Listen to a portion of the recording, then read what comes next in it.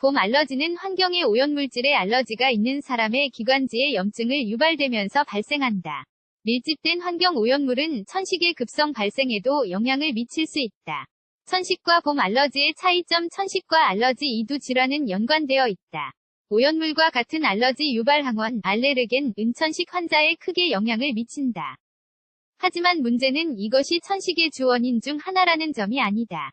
이 질환이 있는 사람들에게 천식 발작을 촉발한다는 점도 문제이다. 천식과 알러지라는 용어를 혼동해서는 안 된다.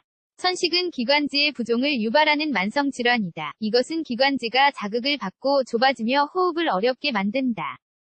반면 알러지는 대부분의 사람에게는 보통 반응을 일으키지 않는 다양한 물질에 대한 면역 반응이다. 천식의 발생. 천식은 흔한 질환이 사망률이 높기 때문에 주요한 공공보건 문제로 여겨진다. 이것이 어린 아이들에게 있어서 가장 흔한 질환이기 때문에 15세 이하의 어린이들 사이에 위험이 높다.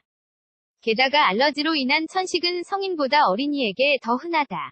치료의 중요성. 천식 환자는 특히 봄에 필요한 예방조치를 취하는 것이 중요하다. 특히 무엇보다도 오염물로 인해 이 시기에 나타나는 알러지에 대비해야 한다. 전문가들은 약이 천식이 있는 사람들의 삶을 방해해서는 안 된다고 말한다.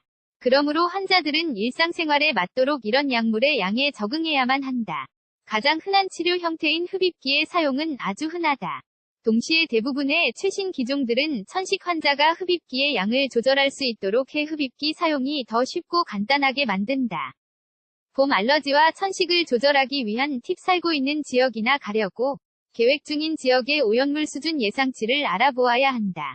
천식과 봄 알러지가 잘 발생하는 사람들은 오염물에 노출되는 것을 피해야 하므로 야외나 공원 등에 가는 것을 최소화해야 한다.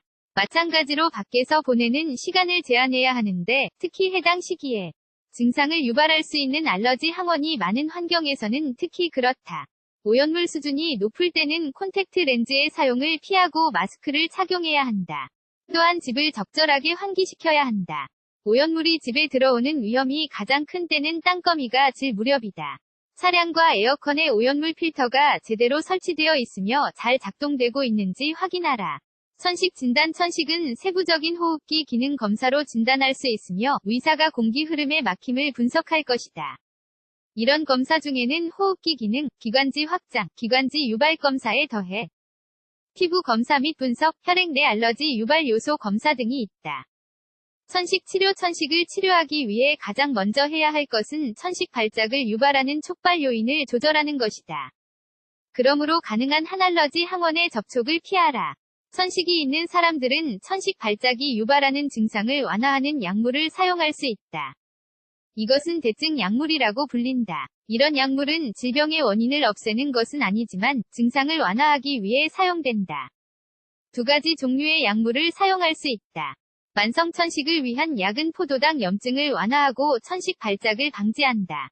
급성 봄 알러지 발작을 위해 사용할 수 있는 약물도 있는데 여기에는 코르티코이드, 기관지 확장제, 테오필린 등이 있다.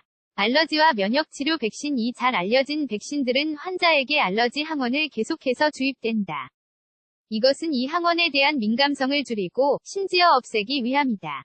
이것은 향후의 천식 반응을 예방하거나 최소화한다. 치료에는 대부분의 경우 3에서 5년이 걸린다.